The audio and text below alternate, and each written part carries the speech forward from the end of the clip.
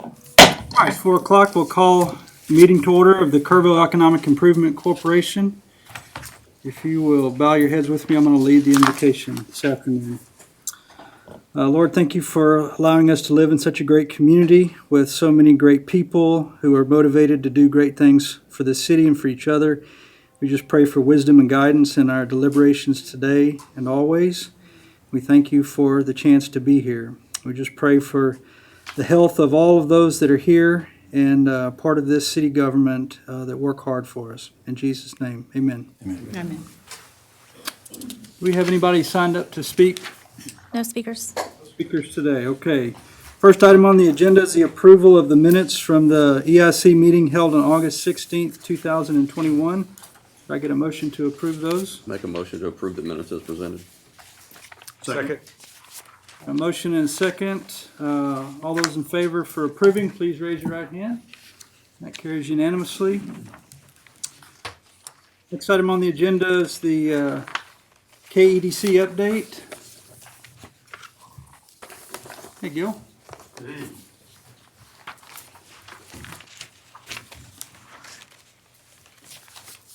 Okay, Mr. Chairman, members of the board, as far as some of the projects that we have in the pipeline, no major movement or activity. I think last month, I can't remember, I think we reported on a tier 1 supplier, automotive supplier that's looking at the area. We were contacted by a site selector out of the East Coast asking us to submit an RFP for that. So that's kind of a big deal when they reach out to you. So we've done that, so we're now just kind of in a wait and see mode. Great project, about 150 plus jobs, very good salaries, and obviously, you know, being a tier 1 supplier, they're working with an OEM, which is an original equipment manufacturer, which typically is the big 3 up in the Detroit area. So before I turn it over to Teresa, I just want to focus on really one topic, and that's the major community challenge that we have, and that's workforce availability. So as a segue into workforce, our current unemployment rate, we're at about 4.4%. That's down from 4.8% last month and down from about 6% a year ago. And then in the last month, we received calls from local businesses, Texas Workforce Commission, local media, and also our community leadership in regards to the lack of workforce availability and how businesses are having to shut down momentarily and in some cases permanently because of the lack of workforce. Since then, we've had a pretty in-depth discussion at the KEDC board meeting about a couple of weeks ago, as well as internally and also with some of our local partners. And as a result of those discussions, we're now working on convening different entities here in town to start working on some kind of a plan on action, building on what we already have as far as the 2050 plan. But we're in a very different position now. We're also reworking the Kerrville Together website, so shifting from a site that was for resources for small businesses during COVID to now for workforce availability and entities that provide support for some of these small businesses. We're also conducting research. We're authoring a white paper, so we're working on that research right now to kind of figure out how we got there, how we got here. Moving forward, what do we need to do, what to expect, possible solutions, and I don't want to use the word solution because it's going to be a long, drawn-out process, and then also looking at some short-term and long-term goals. So now we'll take a step back and paint the picture of the situation that we're in. The civilian labor force in Kerr County, it actually shrank in the last 10 years. So in 2009, 2010, able bodies to work in our community was about 23,400. Today, and really in the last 2 to 3 years, we're averaging about 21,300. So our workforce population has decreased by about 2,000 people. We can't blame it all on COVID because it's been a gradual decrease in the last 10 years. So some of the trends and patterns from these numbers that we're seeing is that, we have an aging population. I mean, we've got people that are retiring on top of already having retirees moving into our area. And we're not retaining our young talent. That's what we're also seeing. There's a lot of brain drain right now, or has been here in the last 10 years. And however, our city continues to grow with new businesses. The number of new businesses that are opening is outweighing the number that's closing or permanently shutting or temporarily shutting down. And lastly, we're also having success in marketing and promoting Kerrville. And when I say we, it's the different entities. It's ourselves, the CBB, Chamber, the city, K-Pub, and really everything's aligned with the 2050 plan. So looking at the 2050 plan, 3-4 years ago to today, we're aligned as far as the promotion, and we're seeing, the businesses coming in. Now, last month, I reported on the new census figures. So our community, our region, our county grew from 49,000 plus in 2010 to 52,000 plus in 2020. So we grew by about 3,000 people. So if you imagine these two lines on a graph, we've got, city population trending upward by about 3,000 people, while our workforce population is trending downward by about 2,000 people. And again, it's not just COVID. This has been gradual over the last 10, 11, 12 years. So at that rate, that gap is just going to continue to get bigger and bigger. In our industry, that's what we said. That's when we say, hey, this is a wake-up call. We need to start really assembling the pieces, looking at getting with different entities to start coming up with a solution. That way, 10 years from now, that gap is just out of reach. So there's quite a few reasons that go into as to why we're in this situation. And a lot of those reasons are really out of our control. But what we do have control over, that's what we're going to start working on. I will say that, myself having worked in, different communities and regions, Kerrville's not a hard sell. Kerrville is a very desirable place to live. So we have that going for us, and that's huge as far as being able to address the situation that we're in. So in closing, just know that as economic developers, we are addressing these challenges. We're working to look at that, but keep in mind that this is going to be a process. There's going to be some short-term strategies, kind of like a Band-Aid, just to get us there. But really, it's going to be a long-term goals and objectives. Again, that way 10 years we're not in that position. So my apologies. I was going to be the downer today as far as, the data and the situation that we're in. With that, I'm going to turn it over to Teresa, who's going to have much better news and a much better report. With that, I can field some questions now, or we'll wait until Teresa finishes her report. Well, my question has to do with recruiting these jobs that get posted, these jobs that are available, that people have empty positions. Are you going to become a center point for that, or a source for that? Or is it someone else going to be pointing that direction? Because the job is what draws somebody here. If there's a good $100,000 job, people will come if it's posted. And there's so many internet posted systems now, the Ladder, all these things send out job postings. If you look into that and see what you're going to do about that, posting those jobs. Yes, we have, and there's about... Is there a demand for that? There is a demand, most definitely. And it's kind of a hot potato. It's kind of like looking at all the different entities, and everybody's like, well, that's not in our wheelhouse. So I think it's kind of feathering into our lap, something that we're going to be doing as far as a point of contact. Not that we're going to become a workforce agency, not at all, but at least a point of contact for industry for some of these jobs that are there. That being said, there's about 400 jobs right now, between, local industry, manufacturing, the medical sector that are open. And these companies are actively looking for people. And these are good paying jobs. OWLE, we're over there and, we counted the cars in their parking lot. They've got 50 cars. They have one shift right now. So that's 50 people. And we know that they've posted for another 40 to 50 positions. They've called our office about we need people. And of course, I'm like, well, we gotta take care of our companies first, right? But that demand is out there, so we're gradually gradually becoming that point of contact to help address that. Gil, what seems to be the impediment in y'all's research so far to getting people to move here to take these jobs? It's in our industry we call it rooftops. So it's basically housing. It's a lack of rooftops. It's not even the affordability anymore. It's just having place that they can purchase to come in to move into the area, and that's and it's not just us. There's quite a few communities out there in the United States are going through the same thing. The entire Central Texas area and the Hill Country are going through that right now. So it's just the availability of rooftops. And when I mentioned, a quick, Band-Aid, that's one of them. It's being able to let developers come in and, not let developers, but, recruiting developers to come in and start building.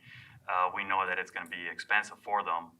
And on top of that, they're already tied up in the San Antonios and the Austins, so we have to find a way how to get them to invest here. At our board meeting, we also discussed, what's our best bet as far as where they can come in and build. It tends to be more on the eastern side of the county, and we're starting to see, some developments out there. So when I refer to a Band-Aid, that's exactly what that is, just getting rooftops. On the flip side, we have no control over who buys these houses. So that's a risk that, I shouldn't say risk, but that's just, a reality, that it could be people that are not going to be in our workforce that are buying these homes, and that gap just gets bigger. So we're in constant communication with, some of our partners. I reached out to some of my mentors in the field, to kind of pick their brains. It's like, how can we approach this?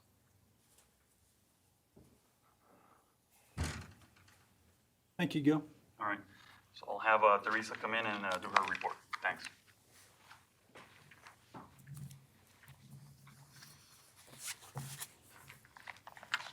Good afternoon. It's wonderful to see everybody. I know it's been a while since I've been here in person, so I'm grateful for the opportunity to give you an update on what we're doing. More on a business retention and expansion side of things. We are starting the registration process, or we've opened up the registration process for the Business and Innovation Forum. We did choose an app platform to be able to manage that event, and we're really excited about implementing that. So if you haven't had the opportunity to check out our website and sign up for the Business and Innovation Forum, please do so. That will take place on November 3rd and 4th at the Arcadia Live Theater. We're really excited about that venue, as well as a couple of different locations in the downtown area where we'll have concurrent sessions. We've got some incredible speakers, both from out of town and local, that will be participating in that. And we're really looking forward to attendance of about 150 to 200 people from really across the whole Hill Country region, not just Kerrville. We just finished up all of the announcements for this year's Top 40 Awards. So we did that the first week of September. All of that social media announcements went out. Again, we're really excited this year to be able to do that award ceremony in person, and also to be able to include last year's recipients in the ceremony, since we weren't able to celebrate with them in person. That will take place on November 5th. Everyone should have received their formal invitation. If you did not, please reach out to me and let me know. Of course, we would like all of our stakeholders there to be able to celebrate. This year, we had just a really neat group of people that were submitted for the Top 40 Awards, and we received submissions from 7 of 9 counties, and there is a recipient from, at least one recipient from each of those 7 counties. So great extension of our Hill Country community as we continue to work at looking at a more regional economic development approach, looking to collaborate with each other and see how we can work to resolve some of our same issues within our communities. The fall and winter schedule for our Kerr Edge Entrepreneur Center is out. Greg Richards will be hosting our next class on Wednesday. Schreiner University has graciously provided us some classroom space for that, and so all of our in-person sessions at this point will be held there. We have a nice large space so we can safely gather there.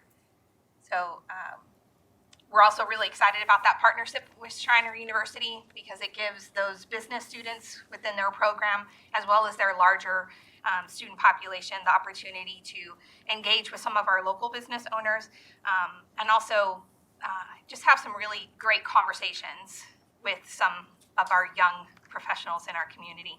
Our hope through engaging with Schreiner University and having that on campus is that we can try to stem some of that brain drain. So we have, access to incredible business-minded entrepreneurs on campus with some great business ideas. And so it'll be really nice to be able to start those conversations early on and give them the opportunity to maybe open their business or participate within the community instead of graduating and leaving. So that's just another kind of bonus from CurEdge and having it on campus. On a much more global front, last week we participated in the Tokyo, Texas Summit. It spanned over the course of 3 days, and there were 20, including us, communities in the state of Texas that participated in that summit, where we were able to provide the Tokyo metropolitan government information about our communities and how we might be able to assist the small to medium-sized Japanese-based businesses in finding what they call a soft landing place within the United States and specifically within Texas. So it was a great experience. It was very interesting to have a global conversation with them. We were excited to be able to participate and kind of showcase Kerrville. They are in the process of putting together a website, and so it'll be a Tokyo-based, Japanese-based website, but all of the participating communities will have the opportunity to have information about their community on that website. So again, great coverage for Kerrville and some of the offerings that we have for businesses that are looking to come into the community. And lastly, KADC has received 4 awards this year from the Southern Economic Development Council, and those were communication-based awards and really encompassed the majority of our rebranding work that we did towards the end of last year. So we received a Best in Class in the Small Division for our branding package for the Economic Dialogue video podcast, a Special Judges Award for the branding and concept and execution for our note cards, which some of you might start receiving. So we branded those across all of our logos and all of our programs. And then we also received a certificate of superior for our top 40 program and all of the material associated with that, and a certificate of excellence for all of our social media. So we're excited to be able to, again, bring some additional spotlight to the community through what we've been able to accomplish with our marketing efforts and the programs that we're pursuing. So thank you for your time. If there's any questions. How's your Japanese? Konnichiwa. Yeah, I took a crash course in business etiquette, Japanese business etiquette, but aside from that, I definitely think that'll be next in line to be able to Either communicate. that or Chinese, pick one. Yeah,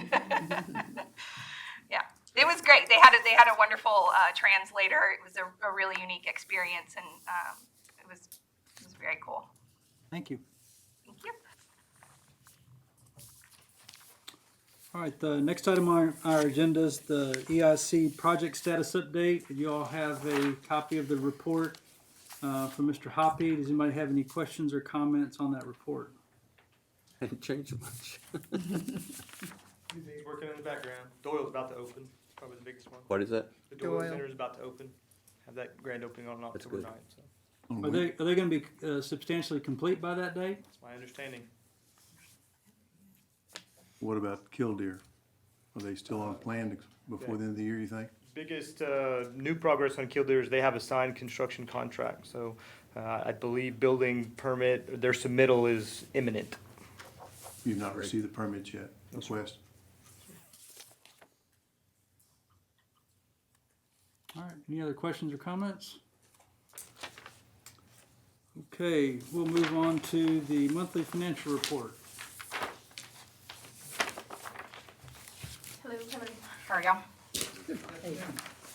We will discuss your August 2021 financials. Okay, so this first slide here is your statement of activities, and we're looking at your current period and year-to-date actuals. And just keep in mind, August receipts are for June sales on the sales tax portion of revenues. And EIC sales tax did perform very well this month, bringing in $431,388. This is a 17% increase over August 2020 actuals. And that's a little bit high, but there were two larger payers that remitted in advance for the future period. So if we take those out, we're still looking at 13.20% increase. We're still seeing the larger categories of the payers are in retail trade, food service, manufacturing, wholesale, information, and construction. With the August receipts, EIC, they do have a sales tax surplus at this moment in time of $461,053 for the year. We received the September sales tax already, and that's looking pretty good at $387,000 coming in. So our preliminary calculations show that to be another 13% increase over last year. For our interest income, $130 for the month. Pretty small. Moving down to the expenditures, you have your monthly administrative fees to the city for $15,417, and then your monthly debt transfers of $91,486.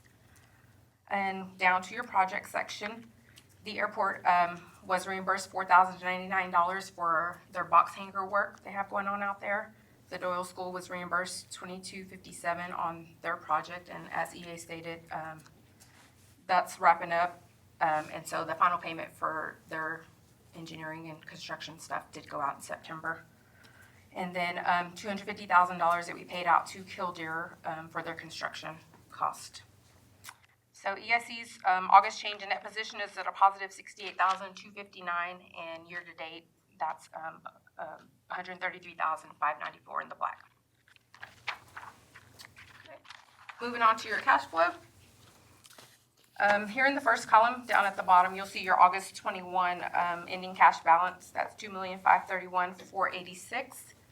And over here to your second column is the remaining FY21 projections. So the final sales tax and interest revenue we expect to come in at $303,000. You have your final admin fees and debt allocations. And then you have nearing the bottom are your project expenditures that are going out, and we do have that final payment for Doyle in there. So total expenditures expected to be fully expensed is $273,536.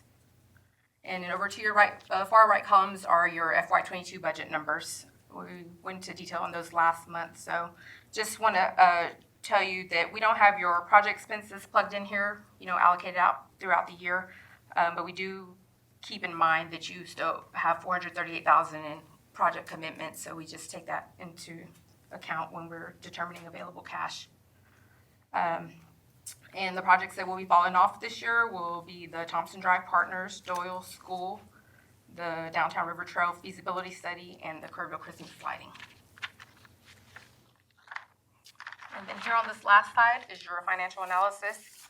And this just reflects the top left chart here. It does give you your remaining project commitment balances. Airport did a little bit movement here in August. The Doyle School was issued their certificate of occupancy. And so that final payment went out, and that should be gone. And then Killdeer's allotment was drawn down for that construction contract. In your far right column is your cash analysis, the cash analysis for your tax pool balance. That's the $2.5 million. And this pool is earning 6 basis points. And we had mentioned to you last month that we just want to check on some other options of, bringing in some more revenue for you guys. We did reach out to our investment advisors and our bank to see, what other EICs were doing or what other short-term options were out there. We did discuss possibly commercial paper. That it's a short-term investment, usually about 6 to 9 month maturity on those. Right now, they're earning about just variation, maybe if you're lucky, 30 basis points. So that'll tie up funds for a little bit and cash out. But for it to be, worthy, it'll probably be like $1 million we would have to put in. So that's kind of half your funds there.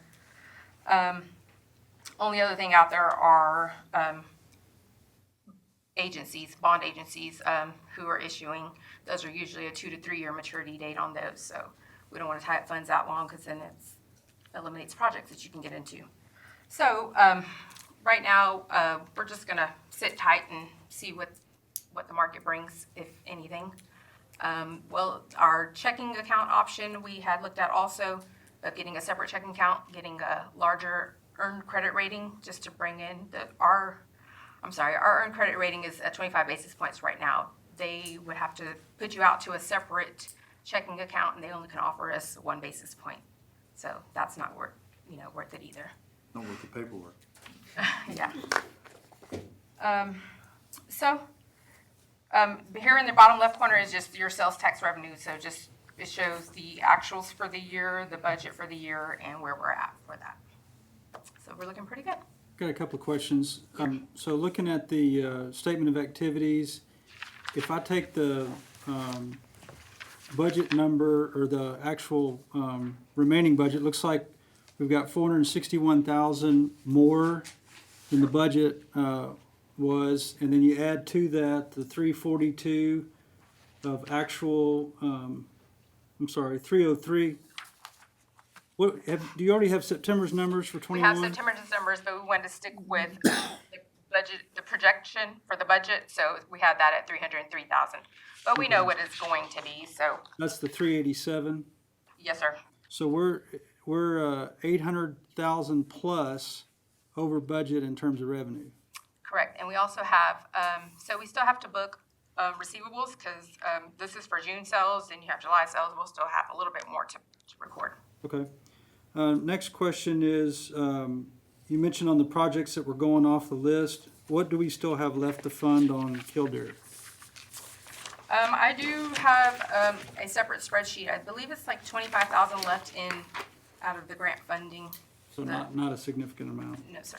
And then of the 430,000 that you said was committed for next year, do you have a rough breakdown on what those are? Is most of that Doyle?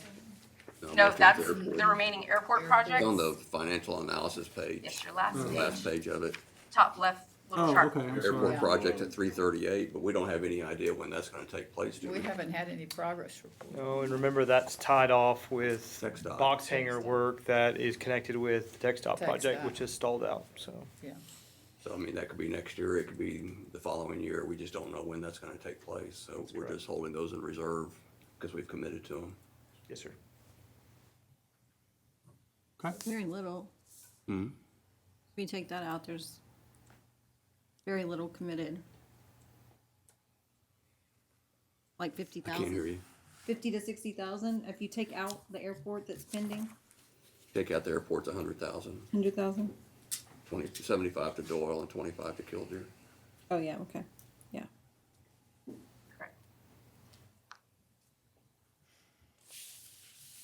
Okay, any other questions, comments? Nope. All right, thank you.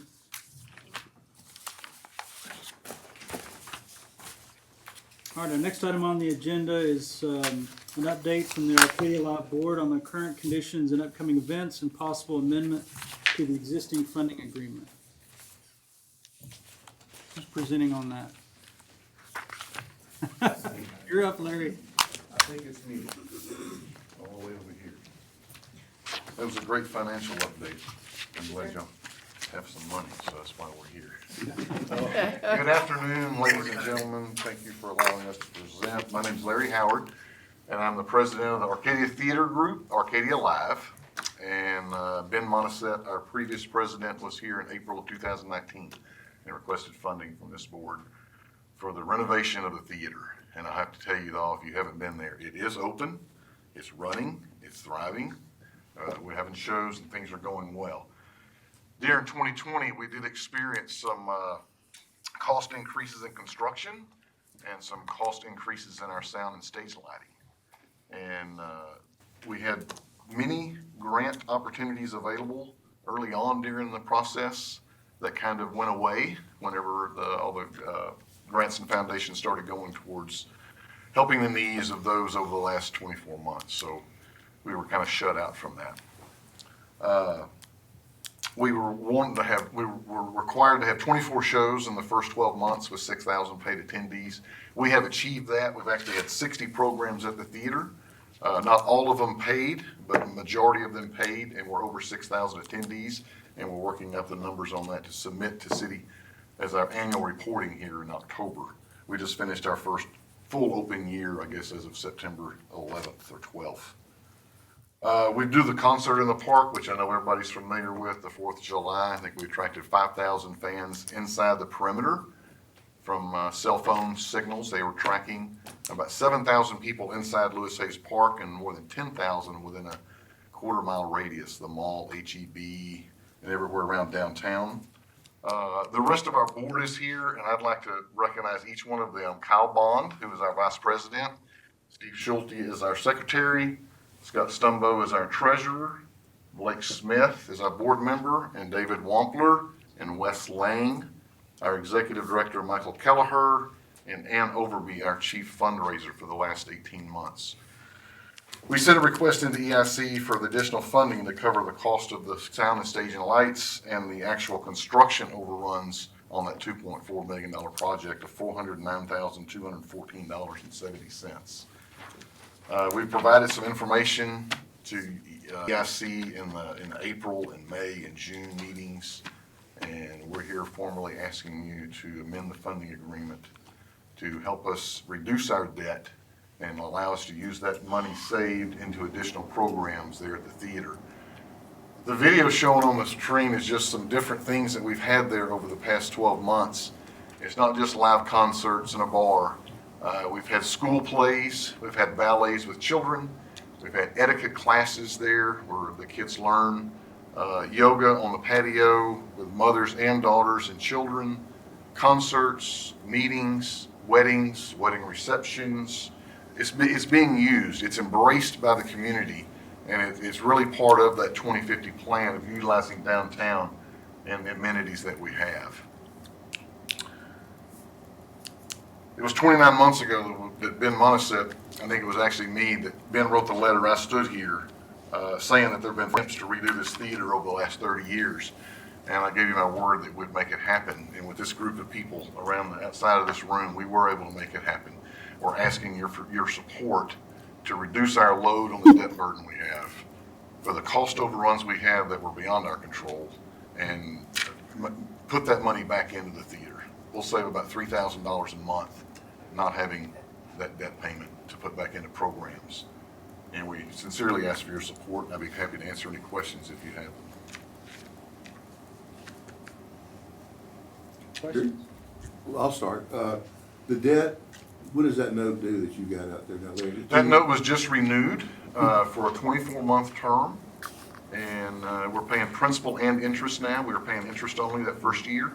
It's a 24-month note, and this board's commitment is we'll have that reduced to zero in 24 months. This will be a big start of it, and we've got some other fundraising options available. We got a favorable interest rate from the local bank, so we're making principal and interest payments. What's the immediate need for the funding today? If you've still got another year left on that note, what's the need today for $400,000? We have 2 years left on that note. It was just renewed. The immediate need is that the increase cost of the theater, the interest only that first year was about $2,400 a month. Our principal interest payment's going to be about $5,300 a month. So it's around $3,000 a month that we could actually put back into programming at the theater rather than paying it in interest and principal. What's the principal amount of the note, Larry? $967,000 plus or take $1,000. I don't know the exact number. You said you're looking for outside additional ways of raising funds? We do, and I mean, Ann has been working on a couple of grant requests that are back open again, even for us to apply. So during that time, there was the Save Our Stages Act that we were not eligible to apply for. There was the CARES Act that had money in it that went to, I think, the NEA, and they gave it to the states. And we were not able to apply for any federal help during the 2020 pandemic. So we were on our own, and a lot of the foundations and grants that we were lined up to go shifted their funds a different direction. So you think you can reapply now? We can reapply now, and we're starting the process to reapply for those. What's the potential for that, or what do you expect? might be that number? Well, We just submitted one to the NEA, for $150,000, and we won't hear back on that one for a couple of months. We just got a very small grant from TCA for $5,500 in operating support for 2 years, $5,500 times 2. And some of those other foundations that were just doing, coronavirus funding for people are now opening back up for performances. and one of those was 125,000, I think, from the Houston Foundation. And so there's some others out there that we can start chipping this thing down. Or is it typical, and I can't remember from my fundraising days, it's been so long ago, but it seems like foundations are more interested in doing operational support as opposed to debt funding. Is that still a statement, or is that true, Ann? It or- depends on foundations. It depends on the- Understand that a nonprofit. Some foundations do nothing but operational support, Yeah. and some of them work with debt relief or capital funding, and I didn't know that. yeah, it just depends on which foundation you're going towards. You don't anticipate any more construction or equipment needs, do you? We do not. We are fully staffed, fully operational. We've got one of the best sound and lighting systems in a 200-mile radius. We are on the radar between Houston and LA as far as the bands go. We have booking agents calling us, asking about the availability of the theater. That we've started trivia night. They want to negotiate their fee?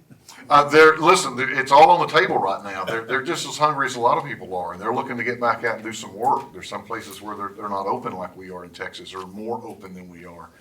They're looking for places to play, and we've got the availability. I've got a question really more for Gil, I guess. The EDA funds, remember the 2 big pots from the conference call? One of them went to the state direct and they were supposed to disperse. Is any of that money available for uses like this, out of the state money? Did you say NEA funds? EDA. Oh, EDA, sorry. Economic Yeah, Development so that's, Administration. let's see your notes. So that's happening, yeah, that's actually happening, I think, this week or next week. Okay. So there's gonna be a third session, special session that's gonna be called, and it's all gonna be about the EDA funding, and I think it's gonna be about $13 billion. Billion. Yeah, billion. And would Through- you be able to apply for that? I'm not too sure about that, specifically on the operation side, but I can check and I can get back to you on that, as well as EIC. That'd be good. I was wondering maybe under the commercial recreation and tourism. I mean, Yeah. recreation might. Yeah, we've been focused on the economic development. Sure. The tourism, if I can recall it, a lot of it is catered towards outdoor recreation and mobility of people. I think that has to be a new project too, Yeah, but the but, state money does. There's nothing that says that we can't, help and put in for the Arcadia, trying to make a case for its connectivity with a river trail and what have you. Just a matter of trying to get creative with it. Okay, great, thanks. It's on how you write it, isn't it? There you go, exactly. That's good. Larry, I've got a couple of questions. So, how much was the original EIC grant? $600,000. Okay. And then on the fundraising side of it, I know you're doing some naming rights associated. Are there's probability of some other big naming rights? We do, and we've actually had the naming for 2 of our upstairs suites. The back deck was taken and named.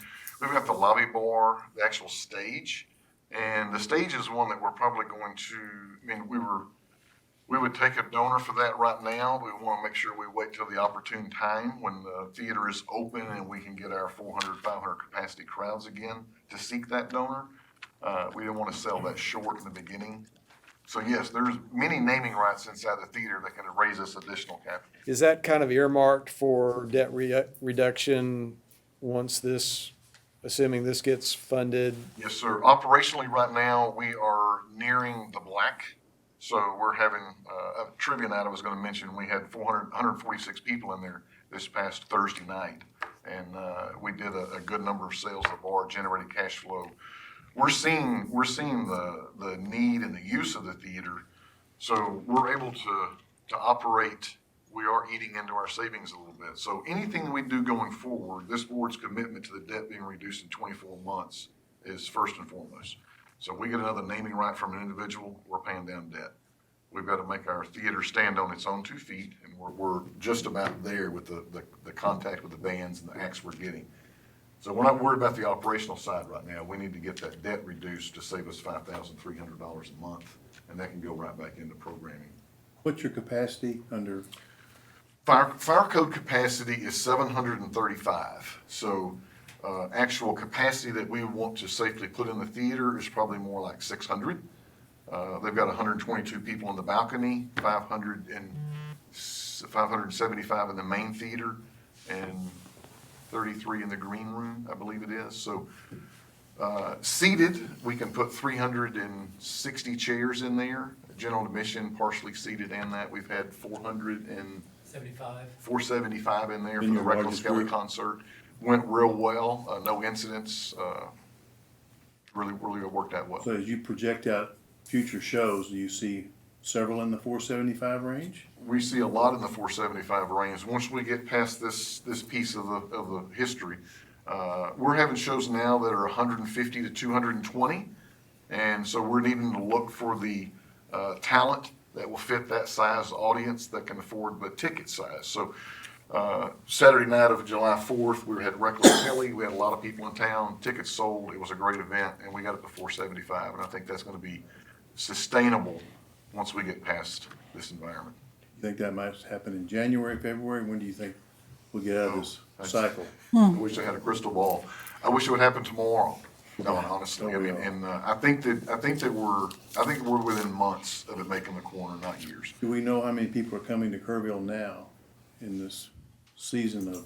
Sure. So different acts draw different people. So we had a band in there about a month or so ago, Lost Dog Street Band. They're out of San Antonio area. And so we sold 60 ticket packages, which means a ticket package could be for 2 or 4 or 6. I think we had 180 people at the show. And of those that were here, of those 60 ticket packages, 43 of them were outside the county. So it was 17 of them for local Kerrville residents, but 43 of those ticket packages were purchased by people in Seguin, San Antonio, Austin, New Braunfels, I mean, all around us. So they brought in a lot of people. So yeah, we're Are you seeing. tracking that data consistently? We are tracking a lot of data, and I'm sorry I don't have every bit of it right here, but we've got names and addresses through our Ovation ticket system. We can go back and tell where our people are buying tickets, their zip code, we've got a lot of analytical data. We're seeing the numbers moving up in our attendance. Of outside people or just? Both. Okay. Both Kerrville residents and outside people. Larry, I've got kind of a question along the same lines, just trying to understand, at least conceptually, the impact on local restaurants and hotels and the spillover economic effect. It is having an impact, and so I will tell you that after our first 3 or 4 shows, I think Francisco Espinosa walked down and demanded a schedule so he'd know how to staff. And I say that jokingly, but the restaurants downtown have been very appreciative. The hotels, I know that several of them have called and thanked that they've got people that are staying in their hotels. Not just the downtown restaurants. I mean, the stuff in the Clay Street district, all the way down to the East End. I mean, everybody's seeing a bump when we have a thing at the theater. Everybody downtown is busy. Are you at a cash flow positive basis from operations now? Not yet. How close are you? Another 30% up maybe. So we're probably $3,000 to $5,000 short on a monthly basis. So this refinancing would, or the pay down of the Pay debt down the debt, would take you into a positive cash flow. that'd be correct. Get them a lot closer. Yeah, so we're,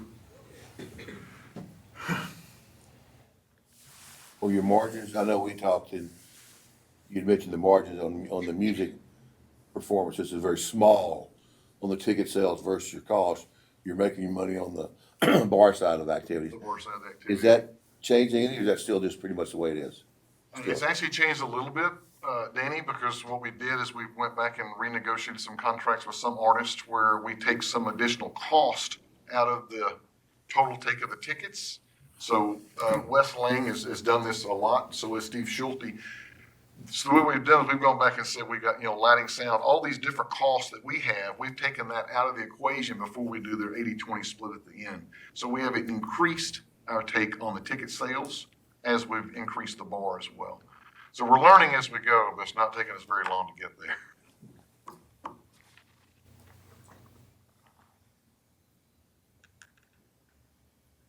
All right, there's a request on the table. Any more discussion, any ideas? Chairman, I'd like to go ahead and make a motion. I think I'm a big fan of the Arcadia Live. I think they're serving a needed function for this community. I think they've proven that they're a viable operating entity. They meet the requirements of an EIC. So I'd like to make a motion that we consider amending the existing funding agreement for the EIC to provide an additional $400,000 to be paid in 2 installments, one in January of 2022 and one in June of 2022. Okay.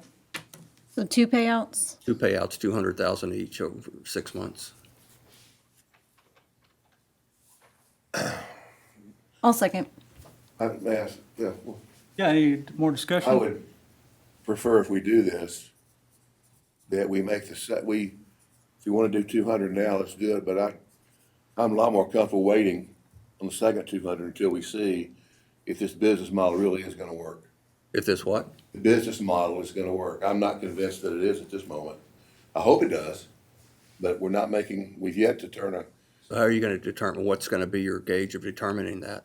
just another presentation of where they are in 6 months based on the financials of the theater.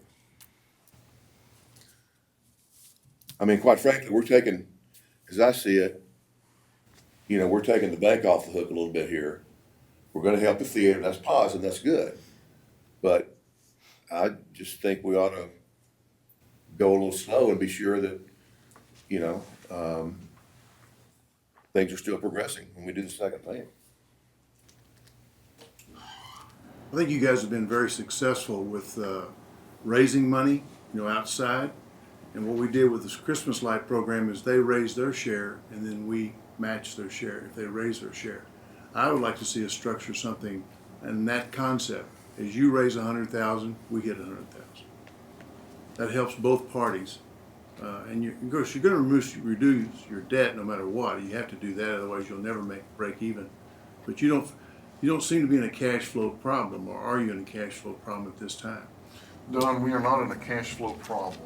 I wouldn't want to mischaracterize that. Okay. What I'd like to say to that is, there's a lot of things that have happened over the last 20 years that I've been involved in. When I sat up here on council, when I sat up here on EIC, and some of us others. And the Kerrville 2050 plan talks about the downtown, the trail, the vision for all of this stuff. The money EIC has invested is working in this theater. It is working. And we have a board that's committed to make it go. And with the foundation grants that we can still go to receive, the additional capital, our members are over a year old right now, and everybody's calling them to renew their membership and their capital, and we're getting the numbers together. We're gonna make the money to pay this. I mean, if we're getting the bank off the hook, Mr. Allman, I don't believe that's the intent of this, but the money that you would put into this, $400,000, is gonna assure that additional programming goes into this theater, which is viable for downtown and city of Kerrville. Well, the only reason I say structuring it out over time, it gives you a chance to raise money and us also. But we also, on our side, it's not available as all the other projects that we are currently looking at that we have to consider and have available to fund them. And something may come in the next 2 or 3 months. We just never know, as you know how that works on this side. There's $2 million sitting there, but there's not really, you never know when you need. Yeah, but Don, that's true of any funding project that ever comes before us. We don't know what's coming next That's right. month. We have to address each one of them as I they agree, come but before us. but you have to We don't have the crystal ball to see what's coming But you have next. to consider everything is there. Well, there's other things there that you always have to consider. Yeah, there's no crystal ball. I agree with that, but there's also information that we have that we know that other things are being considered. How about Heat for splitting? powder dry. How about splitting the difference and doing the 200,000 now and with coming back in 6 months and seeing what they've raised and maybe doubling the match. So if they've raised 50, we might go 100. At least it shows good faith on their part to be working and getting the grants and get money from other sources. So, and I'm just curious, is it the board's concern that they're not doing their due diligence and they're not working hard at it? No, not at all. Nobody said that. Well, I'm just saying, that, you know. Why are we putting conditions on this one? I'm not putting any conditions on it. I would prefer that we have a little more time to see if the business model is gonna work. You're not, I mean, they're doing a great job. Now, they're doing their best. But, you don't know what's gonna happen over the next 6 months either. And, I just not really comfortable right now putting another 400,000 in. I'm happy to help them do 200, like we said. But there's a lot yet to be proven, I think.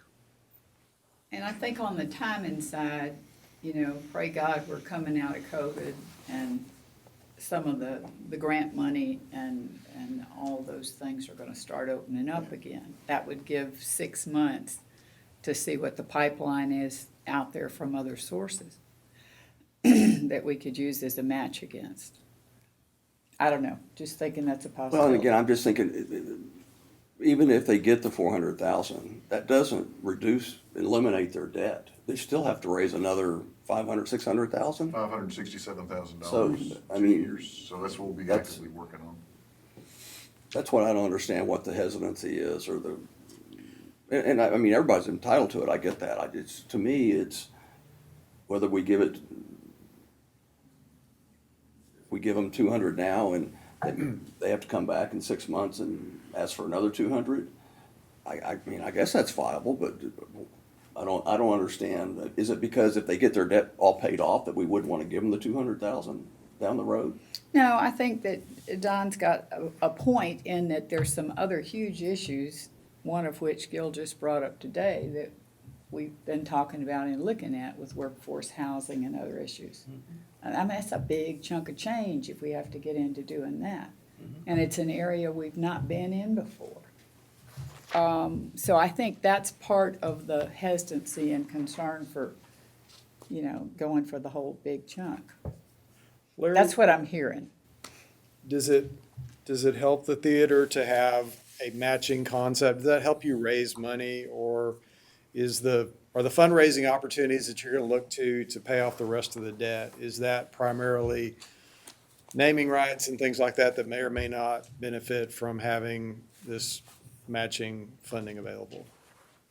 Ian, can you help with this We're one? actually, we're having a donor reception at the end of October, and I've got invitations for the IC for y'all's commitment last go round. And you to mind leave- stepping up to the microphone so I can hear you better? To leave with you. I'm sorry. Well, I was just gonna say, so we're starting our capital campaign on the balance of what we owe at that donor reception on October 29th. So we've ended the first capital campaign where all those who donated $1,000 or more put their name on that outside wall, so we're gonna reveal that donor wall. And then at that reception, we will unveil our new campaign, always probably gonna be in a capital campaign, to those donors. So that's getting started already for fourth quarter. It's perfect timing because it's the end of the year. Most people are used to making year-end contributions to nonprofits. So that'll be our first go-around at fundraising for that. So my point was, maybe it makes sense to do some sort of matching thing if it helps with fundraising. It's a win-win sort of I don't know, I situation. mean, does it help with fundraising to have a match? We've discussed this many times. It can, and that's dependent upon foundation. Some foundations like to see that their money will be matched. And it can help with individual donors as well. If, that was helpful in the first go-round when we had the matching grant from the CalO grant. So Yeah. it sure can. Okay. The other question I had was, so far has the Arcadia met whatever conditions with the original $600,000 grant? Okay. Do you mind just kind of running through those for me since I wasn't here before? The conditions of that were that the first year we had 24 paid shows and 6,000 attendees, and we've well exceeded those numbers. And that's gonna be coming in a report to the city in the next few weeks. So we just finished our first year. Our second year, we have 30 shows and 7,000 attendees, And third year, we have 36 shows with, I think, 9,000 attendees. It wasn't a very high bar. I mean, it was ambitious when we started out, but we're gonna crush through those numbers. We'll never be in jeopardy of violating that agreement. Thank you. And I think it's forgiven 200,000 a year, each year that it's met. So that's $600,000, they builds off 200,000 a year. Thank you. But you raised money outside of the 600 that you got and the 400 you got from the city, didn't you? During that Yes. period? Yes, during that That's period, what we he's did. referring We had a $500,000 matching grant from the Calla Foundation That we matched in June. that we matched in June, and I think we've raised another $300-something thousand since then, so. Yeah. So Yeah, you've done this, it. you know, the. This matching thing seems to work pretty well, sounds like. Yes, yes, it does. You know, a matching portion of this, it's not gonna hamper us, but it, you know, it puts some additional constraints on, you know, knowing that the money's gonna be there. We can start planning for some additional programming with the debt reduction, so. I think, Yes, to Gary's point, what we've talked to other people in the past about is trying to not see people come back to the well after they've kind of gotten an initial request. And Gary's been pretty adamant about that a couple of times. That's why I think structuring it in some format where you're matching, in other words, you gain 100 grand, we match it. Another 100, we match it until we reach the number. It may take 1 week, it may take 4 years. That's the difference. Hang on a second, but I'd like to share just my thoughts. I think, number one, I think the Arcadia has done an incredible job. I've been to many events there, and I think it's top-notch. I think it's an incredible venue for a town of our size, and we seem to be well-positioned to be able to leverage that into, you know, a lot of good economic activity. I appreciate the fact that the theater has outperformed the initial requirements, and I hope it succeeds. I'd be happy if the Arcadia could go out and raise all of the money from donors to shore up the debt. And I hope that you can do that, you know, and more. It doesn't sound like you've got an immediate cash flow need, but I'm kind of inclined to help eliminate the debt service over the next year to give you some additional breathing room to go out and raise the money. I do think it's worth considering making some additional grants to the Arcadia Theater in light of the outperformance of the initial agreement. You know, whether that's 400,000 or not, I don't know. But we had said through Mr. Hoppy to the Arcadia board a couple of months ago that we'd rather follow than lead. I don't know if that's still the case among this group or not. That's still my preference. I'd be up for, you know, contributing something on the front end to help provide some seed money and then maybe some matching funds on the back end. I mean, and I would really honestly only like to do it if it's putting the Arcadia in jeopardy. I mean, I'd really rather see the board go out and raise that money, you know, from donors and folks, foundations that can provide grants. I'm with you, Greg. I mean, just shooting from the hip, 200,000 kind of up front and then leaving 200,000 for matching over some reasonable period of time that would provide benefit to the Arcadia and help with the further fundraising that you guys have to do. I think that would be good. And then, you know. I'm Chairman, I on think board it- with that. Yeah, in light of what I perceive to be the board's temperature, I'd like to amend my motion where we consider revising the funding agreement to doing 200,000 in the next month, you know, whenever, and then an additional 200,000 within the following 12 months, doing it on a matching basis. So if they raise it in January, we'd match it in January. If they raise it in October, we'd do it in October.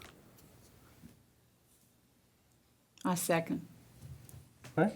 Is that motion clear enough? Well, to be clear, are you saying that they reach the $200,000 threshold and we fund the full 2,000? Are you doing it on a up to 2,000 over a period of time? Like, I'd say it's up to. Yeah, I think that's a good question. Do they have to raise the 200 for it? I think if they come back to us a year from today and said, we've raised 137,000, then we would match 137,000 of And that, on a year, yeah, from October 1st. 12 months. 12 months. Clear to me. Well, I think you have to define what I'm sorry? fundraising are you talking about? Just donations or grants from foundations? We need to specify that because they are doing, obviously, memberships that are on their line that says donations, I think. And so what are we talking about matching? And I think we ought to do it in bigger, I mean, I don't think we want to have the bookkeeping effort of doing every I think $1,000. if they can come to us and show us that they've raised us an additional $200,000 from any funding source, I mean, that's what we're asking them to do. But I mean, I'm open to, I mean, that I hadn't really considered that. Are you saying it has to be from, you would say it needs to be from donations? No, I'm just saying we need to define what it is What is a donation? so that the city knows when to release the money. We need to define. Say, Don, I didn't hear what Don said. No, he said, what is a donation? The definition of a donation versus a foundation. Foundation is different than guys giving $1,000 apiece. I would say if they raise an additional 200,000, whether that's through grants. Incremental. You're saying incrementally You're saying from any source? Yes. from any source. From any Yeah. source. But are we saying that those matching funds would be paid out piecemeal, or we want to just No. wait to the end of the year? No, I and think- We could tally put it a up? limit on that. We Big wouldn't number. come back every. No, I month don't want and them to come say, back every month for If we had a $10,000. $200,000 match that we can get from foundations, donations to the theater or grants, not from our operating budget, not our, T-shirt sales and drink sales, we're talking about stuff that they write a check to Right. match this Something grant. that they don't get And we can show you services or that goods. we got this money to That's the way. satisfy your requirement for this That's the way. $200,000. The language has to say it that way. Yes, sir. That sounds good. So an initial 200,000 now, another 200,000 within a year, up to 200,000 at a year mark to match whatever they've raised in contributions. Additional Only the contributions match. and grants that they've Only to received. match it, up to what they match. Yeah, Well, I hate to be a nerd about this, but on their financials, they've got a line for memberships, they've got a line for sponsorships, they've got a line for grants and donations. Well, on memberships, I mean, can you take On out the memberships, value they get versus something in exchange for Yeah, that. so a membership is So not a that's donation. membership? That's not, would Okay. be- that wouldn't be They get against. So we're not talking about memberships. A sponsorship is a corporate sponsorship where they get benefits in return. A donation is a check written to the theater for the sole purpose of paying down our debt or building a theater. So we're talking So it's about the grants and donations. donations line, Grants and okay. Some donations, yes. donations. Good clarification, thank Yeah. you. Thank you. You're not a nerd. Yes, I am. all right, so we got your motion. Maggie, do we still have your second on that motion? Yes. Okay, any more discussion? None? Okay, if you'll raise your right hand if you approve.